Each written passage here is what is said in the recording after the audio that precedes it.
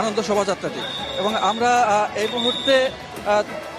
এই মুহূর্তে আমরা দেখতে পাচ্ছি যে এই প্রধান যে প্রধান মিছিলটি সেটি শাহবাগ মোড়ের দিকে এগিয়ে চলেছে একে একে করে। এবং প্রথমে এই মোটিভের রাখা হয়েছে স্বৈরাচারের প্রতিকৃতি, এবং সেটিকে কিছুদিন যখন প্রথমে নেওয়া হয়েছিল তারপরে সেটি পুড়িয়ে দেওয়া হয়েছিল, কোনো এক দুষ্কৃতিকারী সেটি পুড়িয়ে দেওয়া হয়েছিল, এবং গত একদিনের মধ্যে এটি কিন্তু আবার নতুন করে তৈরি করা হয়েছে। এবং একদিনের মধ্যে তৈরি করার পরে সেটিকে আজকে সকালবেলা আবার নতুন করে দেওয়া হয়েছে। এবং আমরা শাহবাগ মোড়ের দিকে যাচ্ছে এই মূল মিছিলটি, এবং মূল মিছিলটি শাহবাগ মোড় ঘুরে এসে টিএসসি হয়ে এটি শহীদ মিনার হয়ে এটি চলে যাবে শহীদ মিনার হয়ে, সেখান থেকে আবার ঘুরে এসে চারুকলায় গিয়ে শেষ হবে। দেখতে পাচ্ছেন যে হাজার হাজার মানুষের যে পদচারণায়, সেই পদচারণায় মুখর এবারের বর্ষবরণ আনন্দ মিছিলটি। এবং ঢোল বাদ্য বাজিয়ে বাঙালির বাঙালিয়ানার পরিচয়টি সেটি আরও ফুটিয়ে তোলার চেষ্টা করা হচ্ছে। এবং এখানে শুধুমাত্র বাংলাদেশের শান্তি নয়, সারা বিশ্বের শান্তিকামী মানুষের জন্য শান্তির বার্তা নিয়ে হাজির হচ্ছে এই মিছিলটি।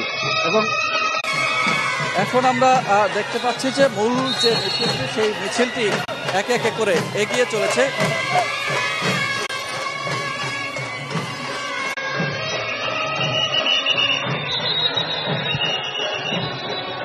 এখন এই মুহূর্তে জাদুঘর ছাড়িয়ে যাচ্ছে মিছিলটি, এবং শাহবাগ মোড়ে এসে পৌঁছেছে। এবং আমরা দেখতে পাচ্ছি যে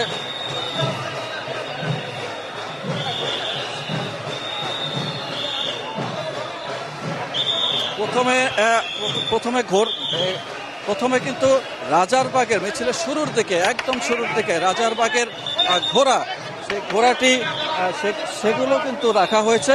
এবং বাংলাদেশের যে রাজা